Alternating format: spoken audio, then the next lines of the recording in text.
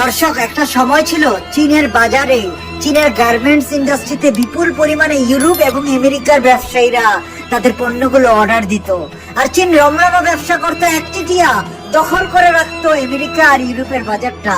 তারপর বাংলাদেশ কঠিন প্রতিপক্ষ হিসাবে চীনের সামনে দাঁড়িয়ে যায়। বর্তমানে বাংলাদেশের অবস্থান অত্যন্ত শক্তিশালী। দর্শক, আপনি জানেন কি সম্প্রতি সময়ে চীনের বাজার থেকে, চীনের মাটি থেকে হাজার হাজার কোটি টাকার অর্ডার বাংলাদেশের কাছে চলে আসছে? কি এমন ঘটলো? কেন চীনের এই বিশাল বড় পতন হচ্ছে, আর বাংলাদেশ কিভাবে এই বিশাল বড় বিজয় অর্জন করলো? চলুন এই ব্যাপারে বিস্তারিত আলোচনা শুরু করা যাক। আপনি জানেন কি সম্প্রতি সময়ে একটি গুরুত্বপূর্ণ খবর আসলো চীন থেকে।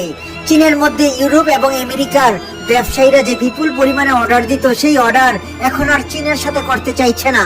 তারা চীনকে বাদ দিয়ে বাংলাদেশের কাছে চলে আসছে, আর বাংলাদেশের গার্মেন্টস ইন্ডাস্ট্রি হঠাৎ করে বিপুল পরিমাণে অর্ডার পেতে লাগলো। দর্শক, বিশ্লেষকরা বলছেন এই কারণ হিসাবে চীনের সাথে ব্যবসা বাণিজ্য কমিয়ে আনতে চাইছে পশ্চিমা রাষ্ট্রগুলো। আর গার্মেন্টস ইন্ডাস্ট্রিতে যদি চীনকে বাদ দিয়ে দেয়, তাদের বিশাল বড় ক্ষতি হয়ে যেতে পারে।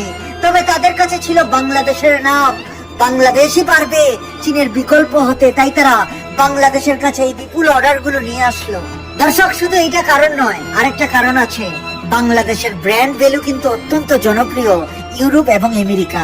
শুধু তাই নয়, ইউরোপ এবং আমেরিকার ব্যবসায়ীরা বলছে মেড ইন বাংলাদেশি পণ্যগুলো পশ্চিমা বিশ্বের রাষ্ট্রগুলোতে এত জনপ্রিয়তা হওয়ার পিছনে কিছু কারণ রয়েছে। তার মধ্যে অন্যতম হলো বাংলাদেশের পণ্যগুলো অত্যন্ত কোয়ালিটিফুল, প্রাইস রিজনেবল। তবে সম্প্রতি সময়ে ইউরোপ এবং আমেরিকা চীনের সাথে ব্যবসা বাণিজ্য তেমন একটা করতে চাইছে না।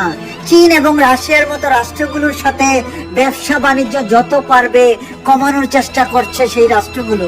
দর্শক, ব্যবসায়ীরা বলছে চীন এবং রাশিয়ার মতো রাষ্ট্র থেকে যদি পণ্য আনতে হয়, তাহলে পণ্যের দাম অনেক বেশি বেড়ে যাচ্ছে, তাই বাংলাদেশ হলো উপযুক্ত অপশন।